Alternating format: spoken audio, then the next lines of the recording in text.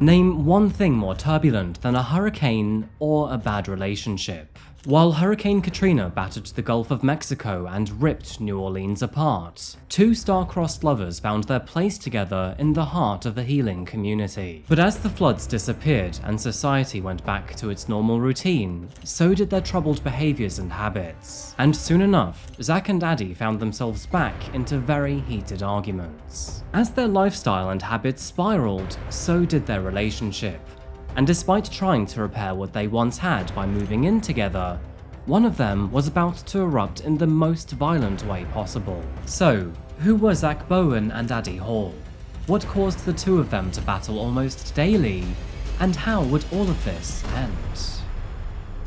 Welcome back to Coffeehouse Crime, folks. My name is Adrian, and once again, you found yourself trapped with a true crime-loving barista. Now, this story has to be one of the most horrific crimes out of New Orleans, and has created what is known as one of the most infamous haunted houses in the city. Hey, if you're not going to buy that coffee from me, then please at least hit that subscribe button. See it kind of like a Google rating. It's free and it's good for business. Also, just a general disclaimer here, but this story is not for the faint of heart. If that's okay with you, then let's proceed. So, with all of that out the way, please grab yourself a coffee and let's caffeinate while we investigate. This is the case of Zack Bowen and Addie Hall.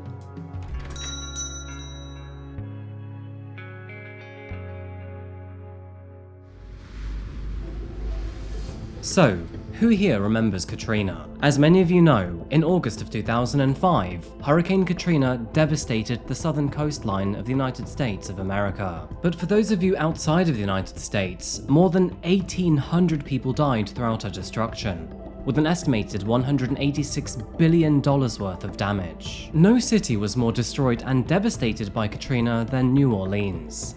In fact, its economy still suffers to this very day. Before Katrina, New Orleans had a population of 480,000 residents. 1 year later, it was 230,000. And even by the year 2020, which was 15 years after her destruction, it had only partially recovered to 390,000. The devastation was honestly cataclysmic. Entire neighborhoods were submerged underwater, buildings ripped away from their foundations, and parks turned into war zones. It is impossible to express how badly this city was annihilated. However, one supposedly sweet thing that emerged from this tragedy was a beautiful relationship between two young adults. You know how it goes. It is that classic trope. A phoenix relationship. Two damaged lovers rise from the ashes to fly into a relationship that burns heavy and bright, healthy and safe forevermore. Except, it doesn't take a rocket scientist to know that this rarely lasts, and this case is no different.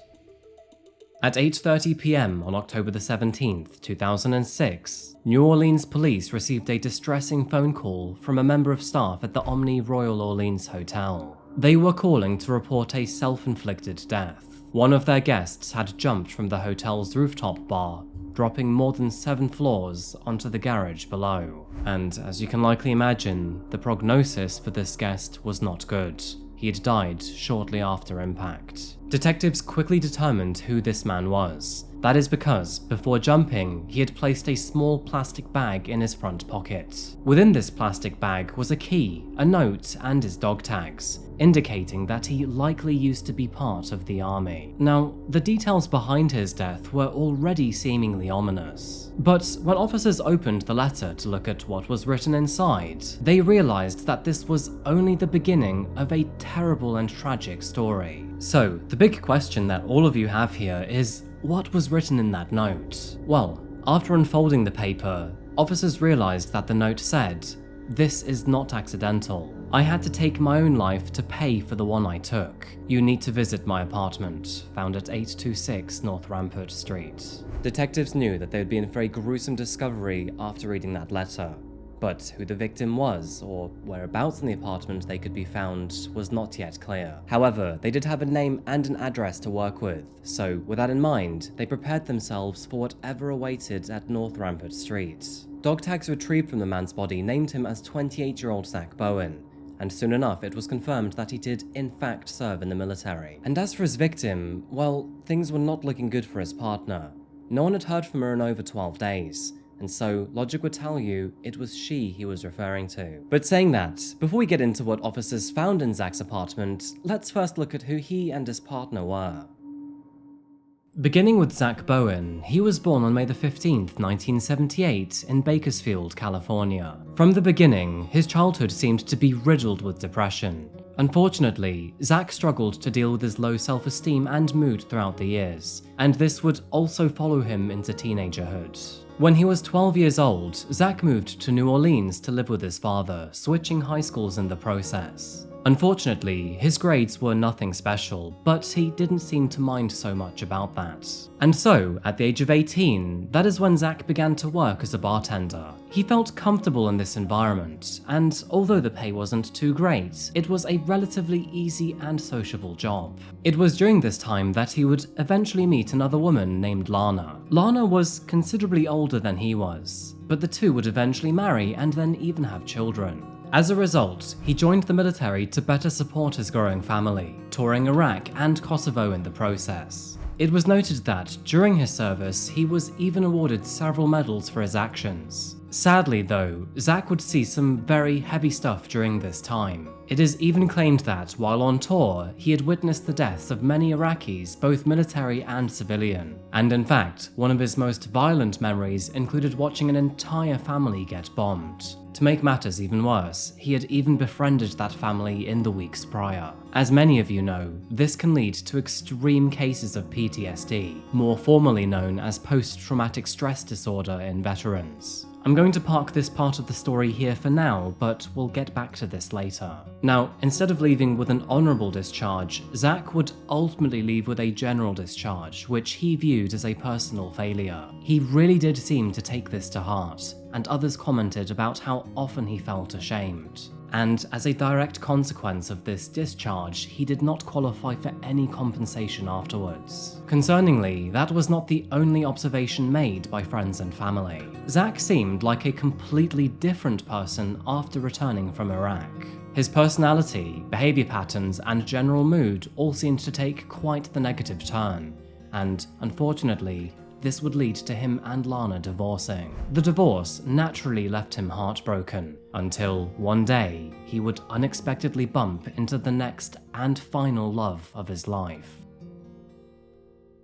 It was in July of 2005, and during a bartending shift in the French Quarter of New Orleans, that Zack would meet a woman named Adrienne Hall. The two of them hit it off almost immediately, and before they knew it, they were newfound lovers. Now, Adrienne, or Addie for short, was a feisty lady more than 2 years his senior. She too was a bartender, and she too had some baggage. It is reported that Addie suffered from bipolar disorder, and she would often abuse her medication, causing rather severe fluctuations in her mood.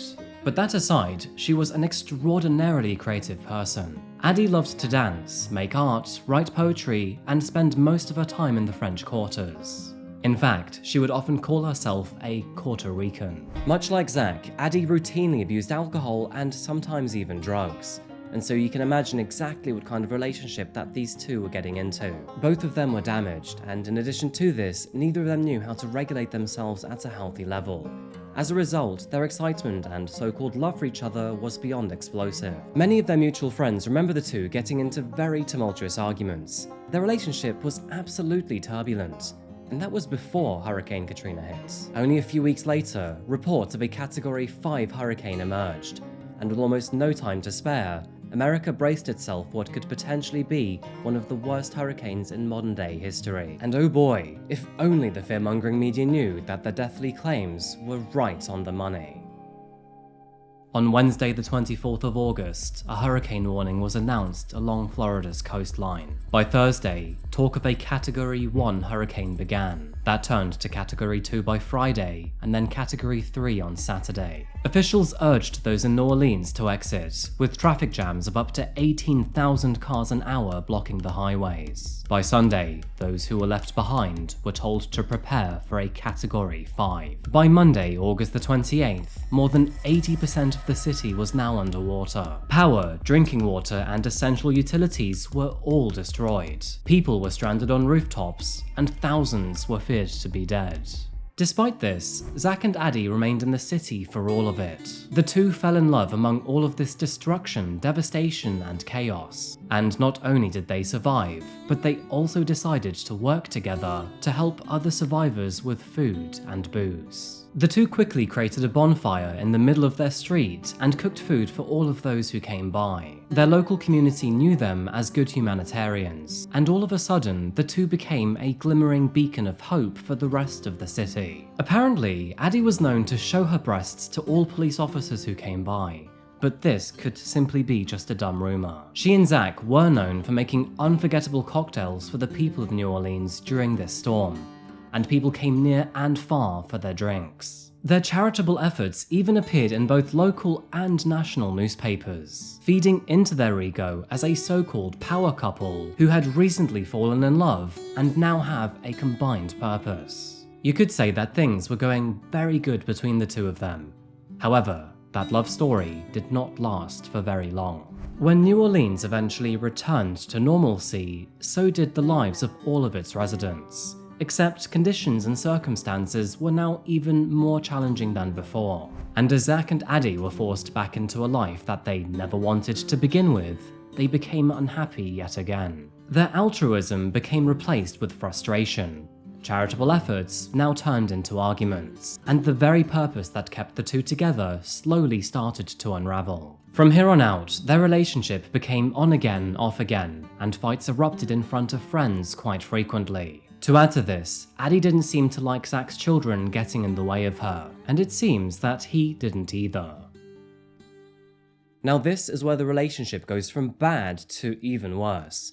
Apparently, their drug and alcohol abuse skyrocketed, and friends couldn't even tell if the two were ever sober or not. By now, the two had been together for just a little bit over a year, and so it is safe to say that the honeymoon phase was not only over, but they were now looking at each other in a more realistic light. In a final effort to repair their already dying relationship, the two decided to move in together to 826 North Rampart Street, but even that process was riddled with issues. So, I'm going to talk about this house, but only for a brief moment. The main reason being is because I'm not superstitious. The home they moved into used to be a spiritual voodoo temple, which led many to believe that maybe there were evil and dark forces playing on both Zack and Addie. I mean, in reality, it's just an old Creole cottage which was built in 1829. With its old architecture and carpentry, it is now a listed building, meaning it must be kept to its original condition. When Zack and Addie rented it out, the building had been separated into an upstairs apartment and a downstairs shop.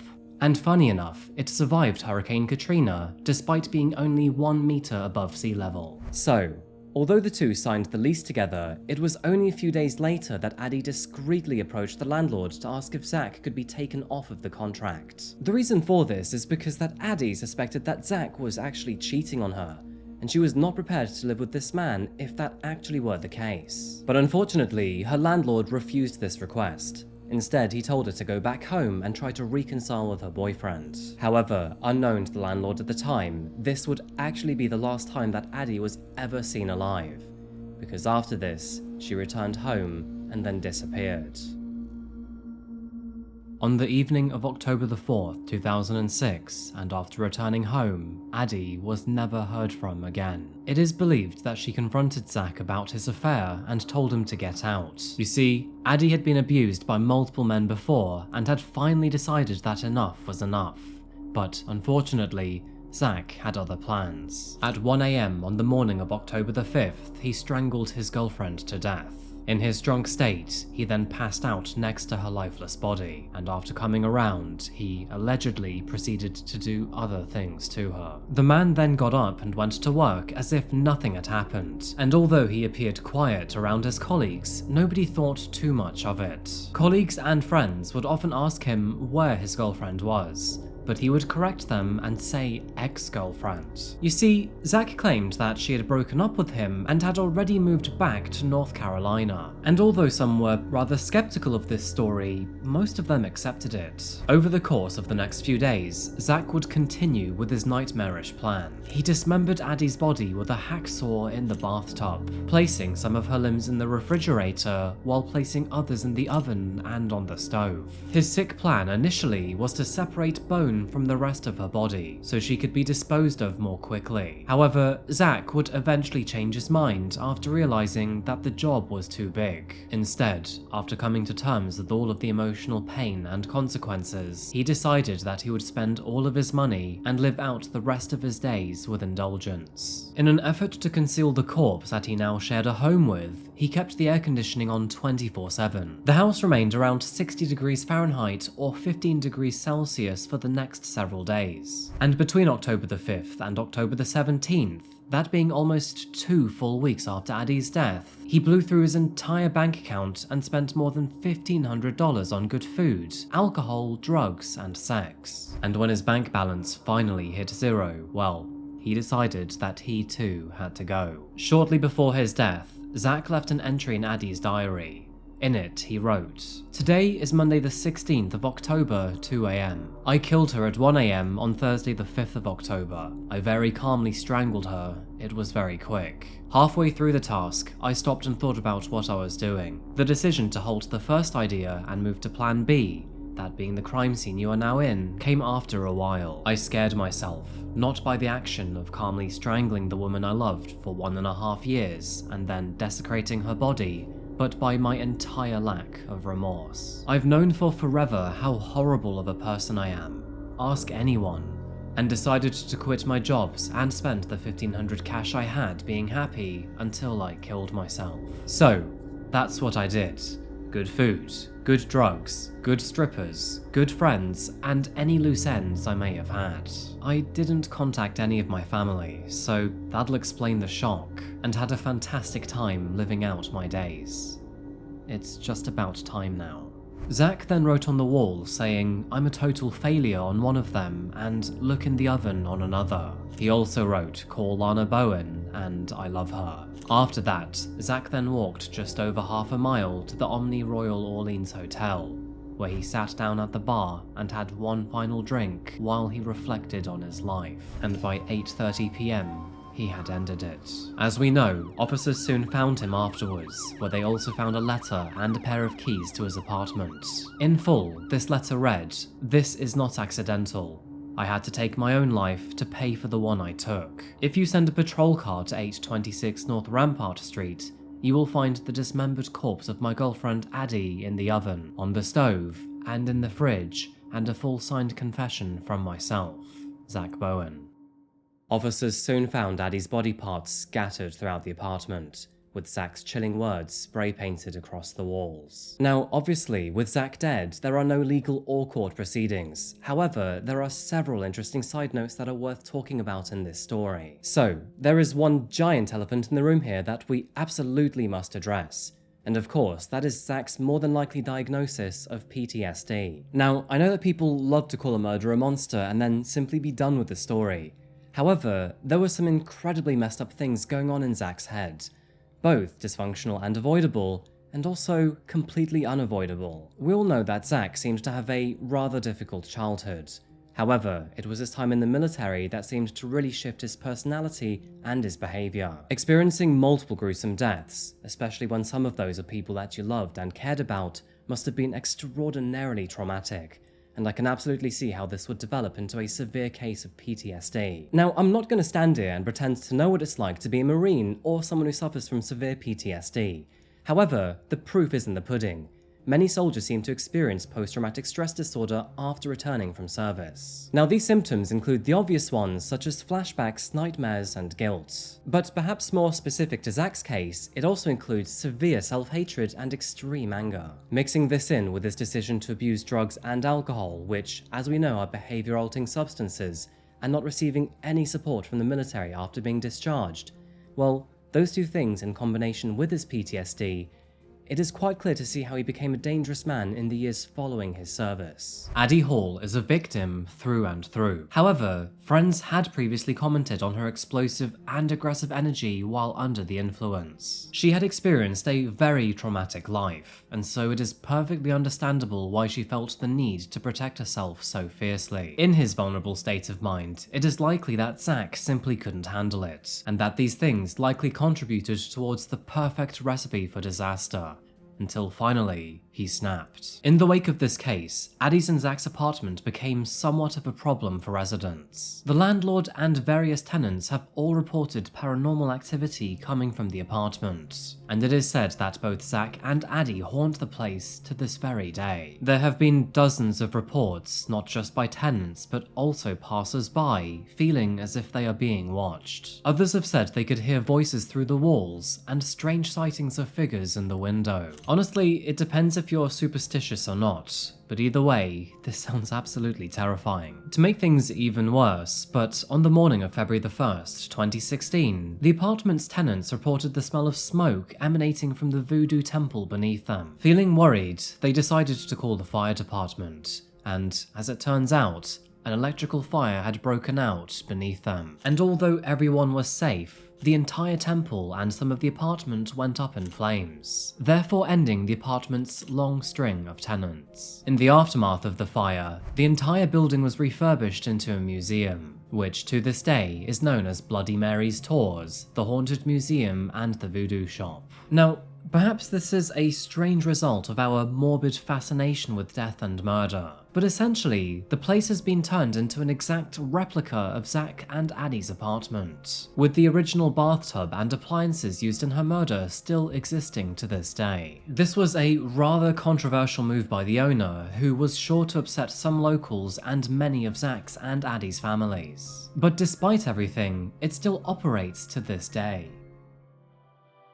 With so much poverty, pain, death, and damage to 826 North Rampart Street, I think it's just about time to demolish it and start again. But then again, I guess it would be a shame to lose that old American architecture if you can look past the dinginess. Now, here's a bizarre side note, but if you've been watching me for a while, you will likely remember the case of Jaron Lockhart, who, tragically, was dismembered by a very dysfunctional couple. Well, it turns out that one of her murderers, who was named Margaret Sanchez, was actually one of Addie's friends, which is a very eerie coincidence. The strange thing is that Addie's death was several years before Jaron's murder, meaning that Margaret must have experienced the pain, confusion, and turmoil of a friend not only being murdered, but also dismembered, and then went to do the exact same thing. Anyway folks, I'm gonna wrap this case up here today. Before I go though, I just want to say thank you so much for being here, and thank you for watching another video by Coffeehouse Crime. As always, if you want to support me in the channel, you can check out my Patreon here, or alternatively, check out my social media here, most notably my Instagram. I'll be back again next week, probably for 2 videos, but we'll just see how things go. Anyway, thank you so much for watching today, and as always, remember to look after yourself, look after each other, and of course, stay safe. Thank you, and goodbye.